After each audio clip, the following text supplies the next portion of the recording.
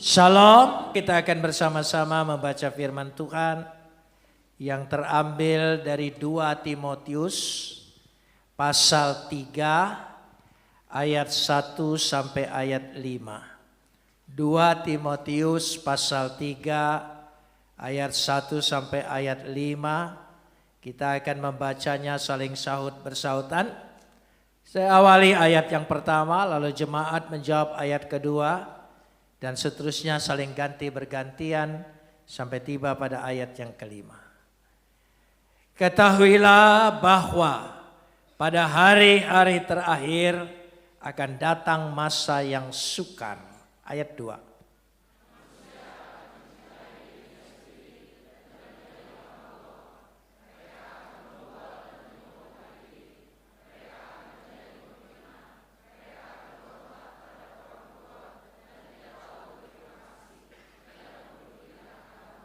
Tidak tahu mengasihi, tidak mau berdamai, suka menjelekkan orang, tidak dapat mengekang diri, garang, tidak suka yang baik.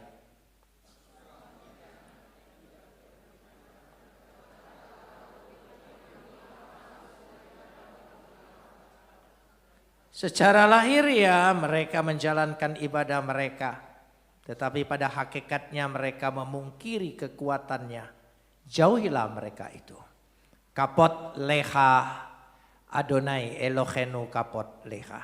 Segala kemuliaan ya Adonai Tuhanku, kemuliaan bagimu. Saudara-saudara yang dikasihi Tuhan, surat yang dibuat kepada Timotius oleh Paulus 2000 tahun lebih. Dan pada waktu itu sudah dibilang akhir zaman. Kalau kita pikir akhir zaman itu dekat-dekat yang terakhir. Tapi telah ditunggu 2000 tahun lebih belum berakhir juga. Lalu apa yang dimaksud dengan akhir zaman? Ada yang dimengerti tentang zaman. Zaman itu bukan era, bukan episode, bukan periode, dan bukan generasi to generasi, bukan.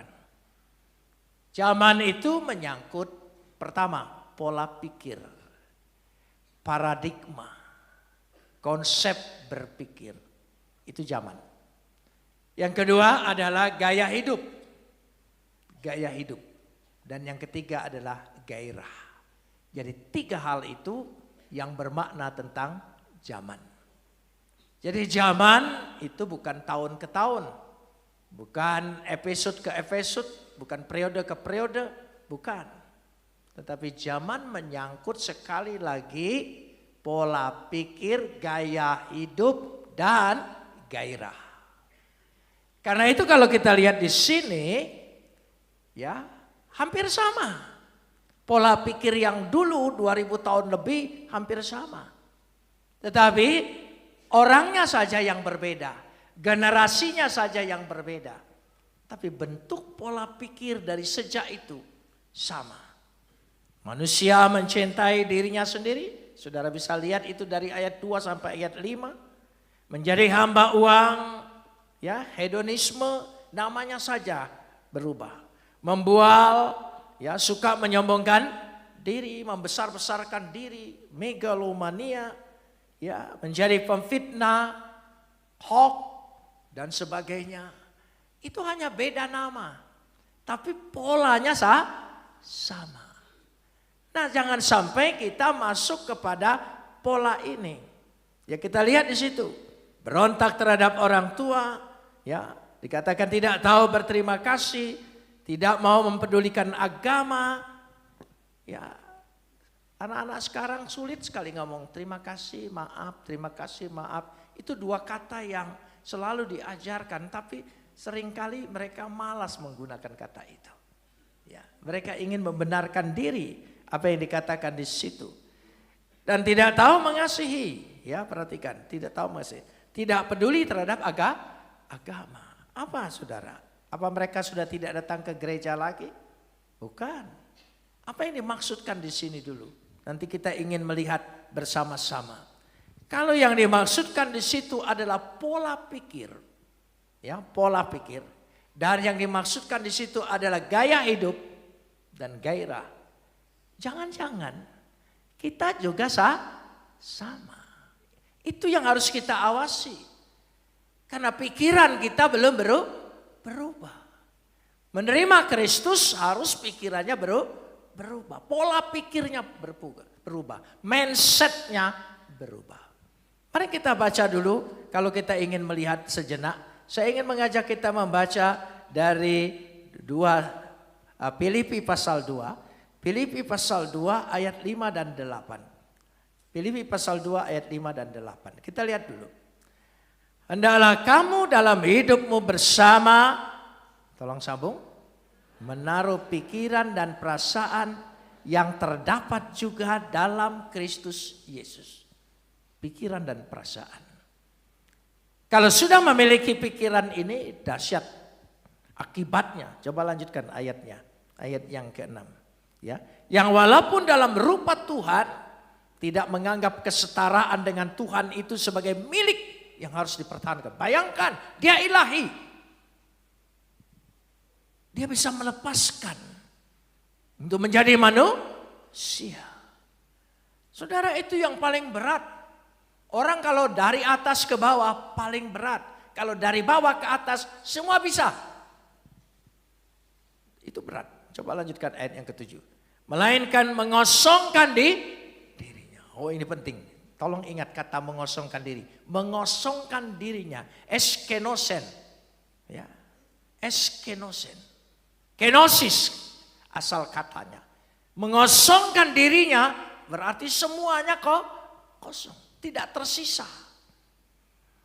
Dan mengambil rupa seorang hamba. Dia ilahi. Pencipta langit dan bumi. Mau mengambil rupa-rupa ciptaannya.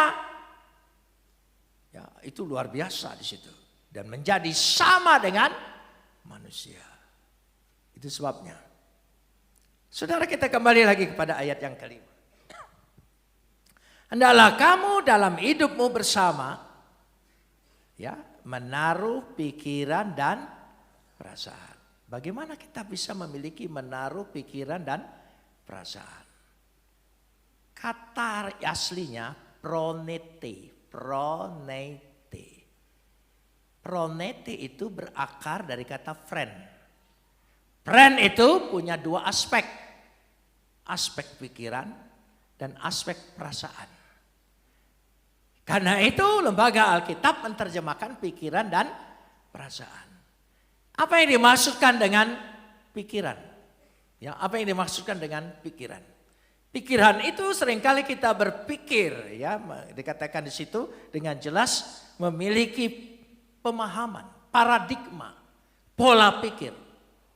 Pola pikir yang di sini adalah sekaligus yaitu pesan moral perasaan. Dua hal ini. Saudara, supaya mudahnya begini. Bagaimana kita bisa menaruh pikiran dan perasaan seperti Kristus. Jangan sampai kita jadi Kristen, sudah masuk gereja, aktif di gereja, tapi pola pikirnya tetap pola pikir yang lama. Sebab harus berubah sama sekali. Kalau tidak berubah tidak bisa. Saya kasih contoh. Waktu saya bertobat menjadi percaya Yesus, menjadi Kristen, baca Alkitab, ya, ada ayat yang mengganggu pikiran saya. Yang seolah-olah tidak saya terima, saya tolak. Karena saya pola pikirnya masih yang lama. Yaitu ayatnya apa? Tampar pipi kiri, beri pipi kanan. Gak masuk akal, saudara. Tampar pipi kiri, beri pipi kanan. Wah, bahaya ini saya bilang. Mungkin ayat ini salah terjemahan. Ya, tidak masuk akal. Hidup di tengah dunia, ya, mau ditampar pipi kiri lalu berikan pipi kanan, takluk seperti ini, gak bisa hidup. Tak bisa. Karena itu saya belajar mencari bahasa aslinya apa. Lalu ketemu. Memang betul, tampar pipi kiri, berikan pipi kanan. bisa enggak Tuhan, aku percaya Engkau, tapi ayat ini enggak perlu untuk saya. Lo ya bisa tidak? Ya, jadi bagaimana? Ya. Kalau bisa begini, tampar pipi kiri, balas tangan kanan. Kan ini cengli, saudara. Masuk akal. Ya, tampar pipi kiri, beri pipi kanan. Orang Palembang walaupun asli bahasa Dewa itu tahu dia, saudara. Oh iya, ya Palembang lama tapi yang baru-baru ini tidak baca, saudara ya. Gitu, yang lama-lama itu pintar gitu. Sebab kalau ngomong dengan toke udah ngerti lagi, langsung harganya turun. Nah, gitu. Nah, saudara, jadi dengan kata lain ini sangat tidak masuk akal. Karena saya masih punya pola pikir yang lama. Pola pikir melawan, ya, pola pikir wah perjuangan, bertindak, jadi Kristen. Waduh, suruh gini. Lalu saya berdoa. Waktu saya berdoa tadi, Tuhan bisa enggak saya ayat ini enggak usah bagian saya. Karena mungkin ini untuk latar belakang orang Kristen yang lemah-lemah. Gitu ya, yang memang nyerah gitu, saudara. Ya bisa enggak gitu.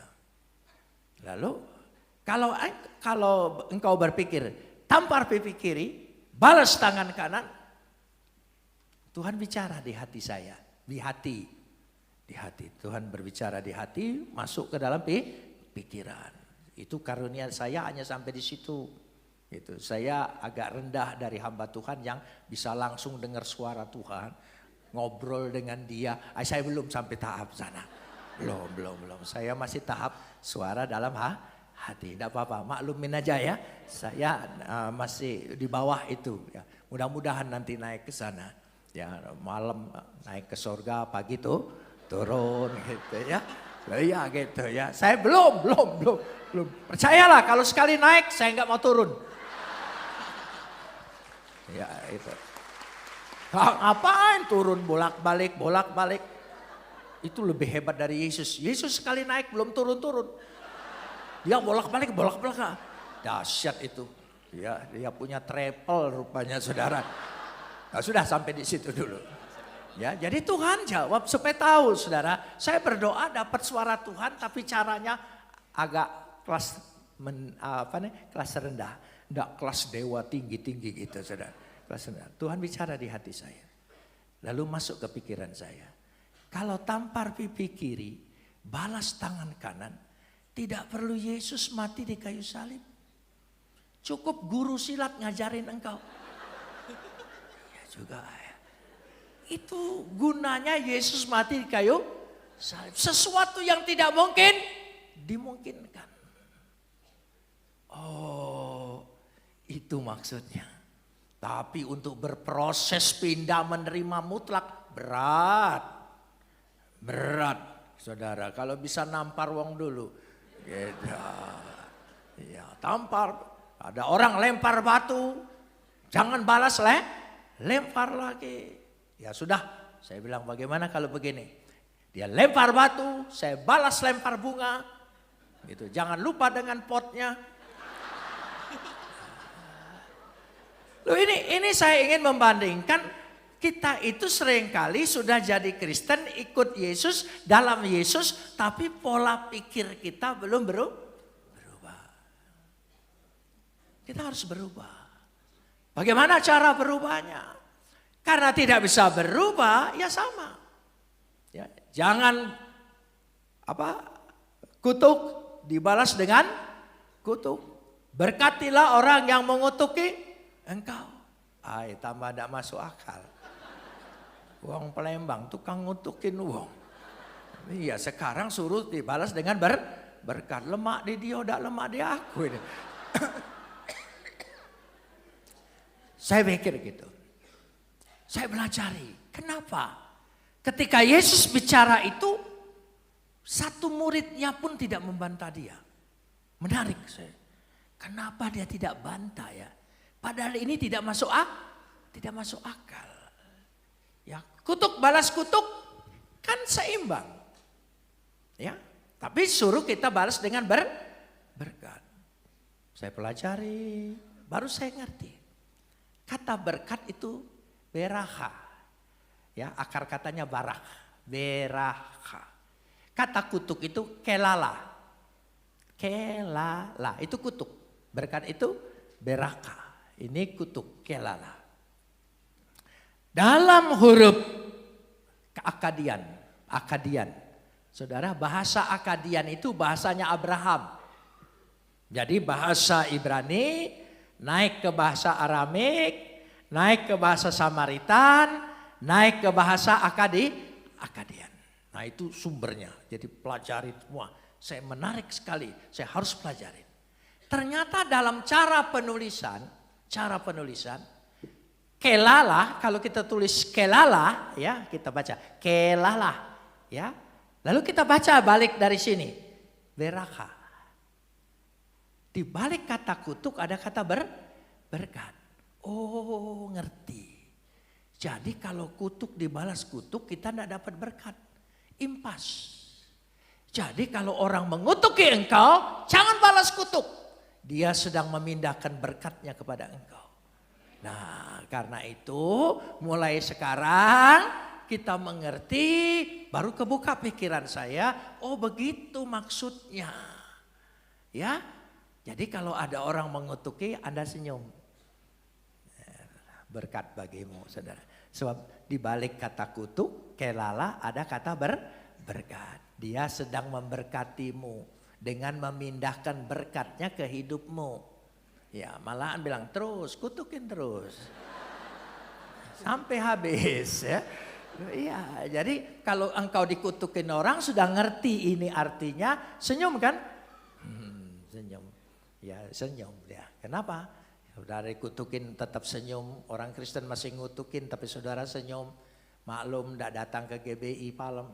Jadi nggak tahu dia gitu ya. Jadi itu rahasianya. Itu namanya perubahan pola pikir. Setelah mendapat pengetahuan, ya kita mengerti apa maksudnya. Dan tentu dari hikmat Tuhan.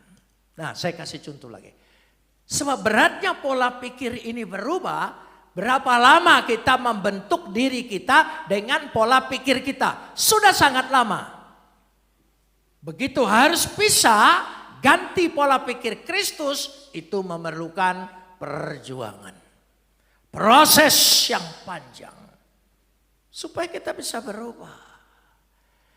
Saudara, dalam cara pikir, sekarang kita bicara cara pikir. Tadi pola pikir, sekarang cara pikir.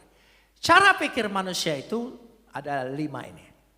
Saudara punya jari 5? Tolong ditunjukkan. Ya, sama kawan baik, tunjukkan baik lah ya.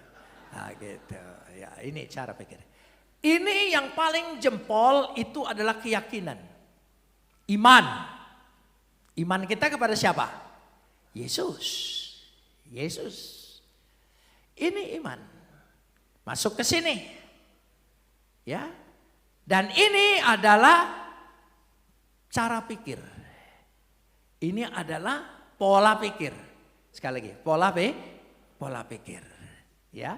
Yang ini yang tengah ini adalah logika. Logika. Dan yang jari manis adalah pengetahuan. Baik pengetahuan Alkitab, baik pengetahuan apa semuanya gini. Dan yang paling kecil ini adalah pesan etika dan moral. Begini. Jadi ini begini. Ya, saudara genggam begini, ini dalam. Jadi ketika kita berhadapan dengan emosi kita, ya, kenapa imannya tidak keluar? Kenapa imannya tidak keluar? Karena ini tidak dikuasai iman. Makanya tidak heran kita lihat orang punya pengetahuan, keagamaannya baik, tapi tidak ada kebaikan. Karena semua tersimpan di sini. Tidak keluar. Mengosongkan dirinya. Jadi kita harus berani mengosongkan dirinya. Bagaimana supaya ini kosong? Coba pikir sejenak. Bagaimana? Harus begini? Bukan. Manusia bagaimanapun tidak bisa melepaskan ininya. Tidak ada rumus manusia bisa melepaskan. Hanya ada dalam rumus Alkitab. Ya, jika Aku harus mati di dalam Kristus. Bukan aku lagi yang hidup, tapi Kristus. Yang ini suruh genggam salib Yesus. Otomatis kalau pegang salib, ini tidak bisa tersimpan. Dia terbuka. Dia jadi begini. Karena itu ini menguasai cara pikir, menguasai logika, menguasai pengetahuan yang kita terima, menguasai etika moral. Baru ada perubahan. Amin. Berubah. Kalau tetap begini, saudara, banyak tontonan di TV. Orang kurang gelar bagaimana? Gelarnya banyak, tapi ngomongnya ininya enggak keluar. Karena ini selalu begini. Tapi kita harus berubah. Yesus sanggup. Kalau engkau genggam salib, ya, pikul salib, itu yang dimaksud pikul salib. Bukan pikul salib itu karena masalahmu, karena persoalanmu, karena engkau rugi dagang. Itu bukan pikul salib, itu goblokmu. Loh iya, itu penting sekali. Saudara, jadi di situ letaknya. Kristus memberikan rumus. Paulus menjelaskan luar biasa. Bukan aku lagi yang hidup tapi Kristus. Sehingga dengan demikian kalau ini Yesus, maka kita memiliki apa? Memiliki pikiran Kristus. Logika kita logika Kristus. Pengetahuan kita dikuasai oleh Kristus. Etika moral kita dikuasai oleh Yesus. Semuanya. Dari situ letaknya. Karenanya kalau kita lihat, mari saya ajak. 1 Korintus 2 ayat 16. 1 Korintus 2 ayat 16. Kita lihat di sini. Ya, 1 Korintus 2 ayat yang ke-16. Sudah dilihat di situ, ya. Sebab siapakah yang mengetahui pikiran Tuhan sehingga ia dapat menasihati dia? Tetapi tolong sambung. Saudara sudah memiliki pikiran Kristus? Nah, jujur, jangan sok rohani. Enggak bisa sekaligus itu, enggak bisa. Enggak bisa karena cemplung ke dalam sungai, lalu berubah pikirannya. Enggak, itu memerlukan perjuangan. Proses yang lama, saudara. Terus menerus, yang penting kita ada kemauan untuk berubah dari pola pikir kita menjadi pola pikir Kristus. Amin. Semangat itu. Sehingga kita bisa lihat, baca Alkitab pun jadi ngerti, tidak membantah. Kalau pola pikir yang lama, saya ini 16 tahun memimpin sebagai rektor STT Apostolos. Ya, 16 tahun. Murid mahasiswa saya itu rata-rata Protestan semua. Saudara tahu kalau orang Protestan itu kritis berpikir. Tapi kalau begini, engkau protesnya jadi lain. Kalau begini, engkau terima apapun jadi lain. Karena ingin tahu. Nah, ada murid saya dari Papua, saya masih ingat. Ya, dari Papua. Tanya begini, Bapak, menurut saya Tuhan itu tidak adil. Saudara berani menilai Tuhan. Manusia ciptaannya berani menilai Sang Pencipta. Ya saya karena sekolah itu harus terbuka, berpikir kritis. Saya tanya, kenapa kau bilang tidak adil? Tidak adil. Ya, kenapa ada siang dan malam? Ya, emang sudah siang dan malam. Ya, itu karena kata dia sendiri, mataharinya hanya satu. Coba kalau mataharinya dua, kan bisa gantian. Lalu saya jawab, matahari satu aja kau sudah hitam seperti itu. Mau dua lagi. Dia langsung diam. Memang kalau orang kurang ajar harus pakai jawaban yang kurang ajar juga. Harus dia mikir. Oh macam-macam. Ya, itu biasanya mahasiswa tingkat 3. Mahasiswa tingkat 3. Oh, kalau tingkat pertama baju hitam, baju putih, celana hitam, bawa Alkitab terus kemana-mana. Oh, malaikat-malaikat semua. Oh. Itu pertama, angkatan pertama. Sudah tingkat 2 semester 4, oh mulai keluar manusianya. Oh ya, kita harus kritis, kita harus berpikir, harus masuk akal, logika kita harus jalan. Enggak salah, tapi harus begini. Ya, enggak salah. Oh belajar, karena di sekolah kami belajar filsafat. Oh makin belajar filsafat, makin seolahnya, waduh. Ya, tingkat 3, tahun ketiga, mulai jadi setan semua. Malaikat, manusia, setan. Itu, setan semua. Pertanyaannya macam-macam. Lalu dia tanya lagi, Bapak, sebetulnya tidak ada mukjizat dalam Alkitab. Lalu apa saya bilang? Ketika Musa membelah laut, itu tidak belah laut. Lautnya memang surut. Airnya itu sebatas lutut. Jadi mereka bisa nyebrang. Oh begitu saya bilang. Kamu ini hebat. Menolak mukjizat, buat mukjizat baru. Tentara Fir'aun berkuda mengejar mereka, bisa tenggelam dengan air yang sebatas lutut, itu mukjizat loh. Baru dia diam, iya ya Bapak. Ya. Oh setan-setan itu bertanya. Karena untuk perubahan pola pikir tadi, saudara.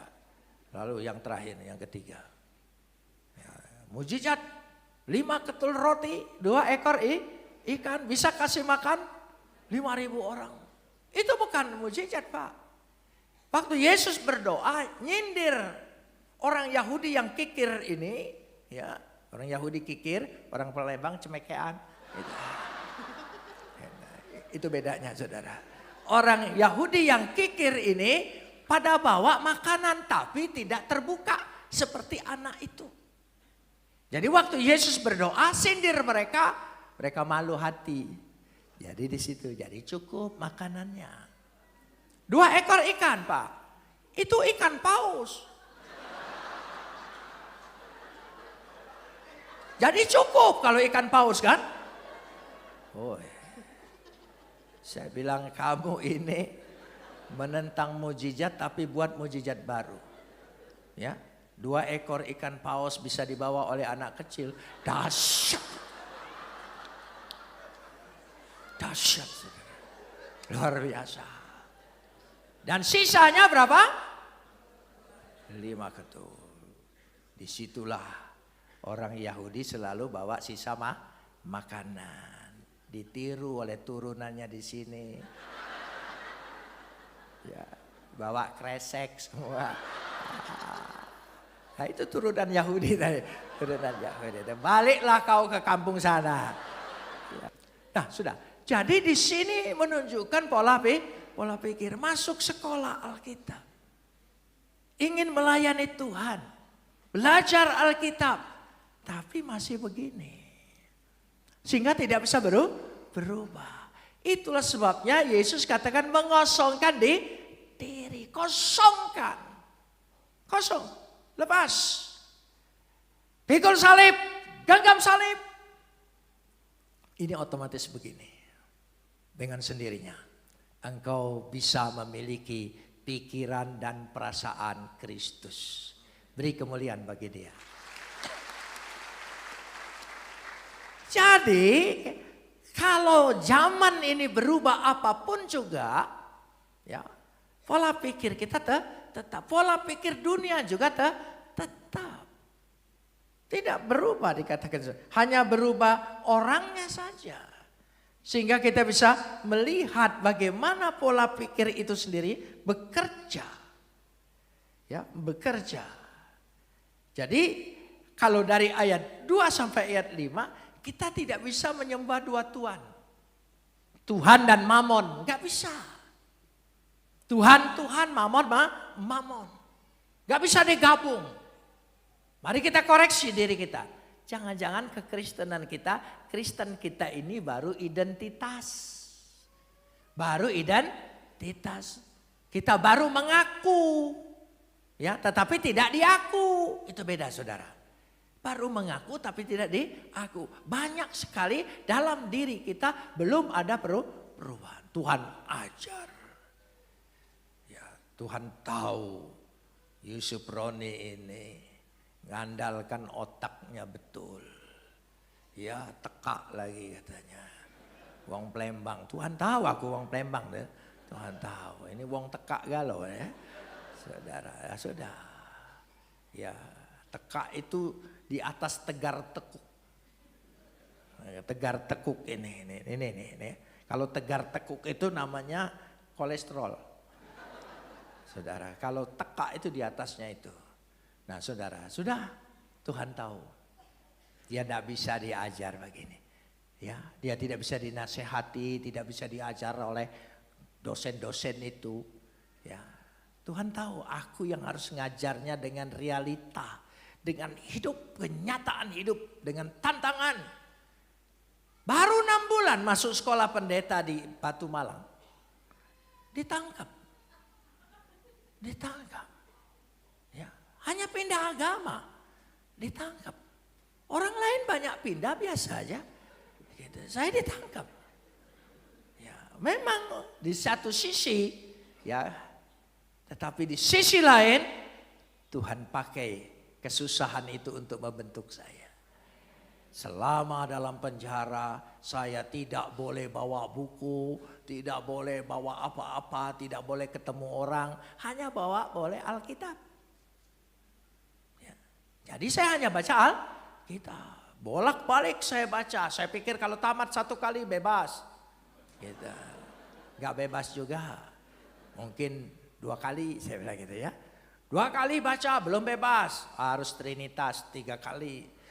Oh saya baca terus, selama dalam penjara saya sudah 25 kali tamat baca Alkitab.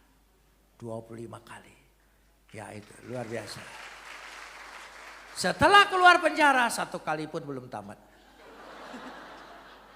Jadi kalau saudara mau tamat tidak punya waktu, ya, saya doakan. Ya. Artinya apa? Ketika kita dihadapkan dengan kesusahan, dengan masalah, pergumulan, sakit penyakit, Tuhan sedang mengajar kita. Supaya akunya yang sulit sekali diperbaiki ini, dirubah ini, perlu dirubah. Pola pikir yang sudah melekat begitu lama, sulit keluar. Tapi ketika diberhadapkan dengan kenyataan, berubah. Saudara, betul-betul orang yang tadinya melawan, orang yang tadi apa, akhirnya masuk penjara, disiksa, diperiksa, ya sampai di strum saya. Saya itu sampai di strum. Saudara, pemeriksa zaman dulu, saudara jangan sampai kembali lagi. Saudara, untunglah tidak balik lagi dia, saudara ya. Balik lagi zaman itu, trauma. Ya, saya diundang baru kali ini ke Malang. Sudah lama tidak ke sana. Tidak tanggung-tanggung. 10 tahun. Tidak ke Malang. Karena saya ditangkap di Malang. Jadi saya trauma dengan kota itu saudara. Ya sudah. Waktu di strum berkali-kali. Strum pingsan. Dibawa ke kamar. Yang nyetrum segala macam. Kita tidak kenal karena kita ditutup matanya. Mata kita ditutup, sudah ditutup, digebukin, di strom. Jadi kita nggak tahu siapa, hanya merasakan saja. Waktu saya sekolah di Batu Malang, ya sekarang Malang sudah panas. Zaman dulu tahun 74, masih dingin, dinginnya luar biasa, saudara. Saya itu punya penyakit. Kalau sudah cuaca dingin, rematik saya kumat rematik saya ini. Ini bengkak-bengkak persendian ini, saudara. Ya, dulu waktu sekolah saya poles dengan Remason. Tahu kan zaman dulu kan balsamnya Remason. Habis 3 botol nggak mempan. Ya, terus begitu. Tapi sejak di strum sembuh total.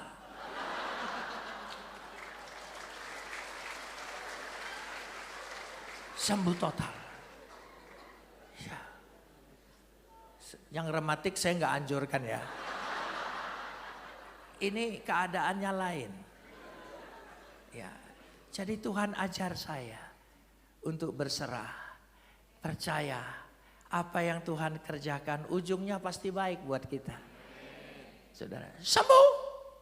Jangankan Batu Malang, Holland, Irlandia, saya datang ke sana nggak ngepek apa-apa. Oh, kalau Tuhan sembuhkan total. Sekarang saya ingin tanya, waktu orang nyetrum saya, apa memang mau nyembuhkan rematik saya? Kan niatnya beda. Tapi bagi Tuhan di balik kejelekan yang menyusahkan, kesusahan, menyakitkan, orang lain melakukan, Tuhan bisa rubah menjadi kebaikan bagi kita. Baru saya belajar, memang kalau berserah itu ajaib Tuhan. Luar biasa. Jadi saya 6 tahun untuk merubah pola pikir menjadi pikiran Kristus. Agak cepat. Tapi di penjara. Nah gitu. Mau berubah? Enggak berubah-berubah? Ya gitu saudara ya. Dikasih firman Tuhan. Kan paling enak. Dengar firman Tuhan. Masuk gereja. Dingin lagi, Palembang panas mah ini. Ya panas nian. Aku sampai mikir, kenapa matahari itu nggak minum paracetamol ya? Supaya rada turun panasnya gitu. Saudara ya panas gitu. Saudara mau berubah dengar firman Tuhan, amin.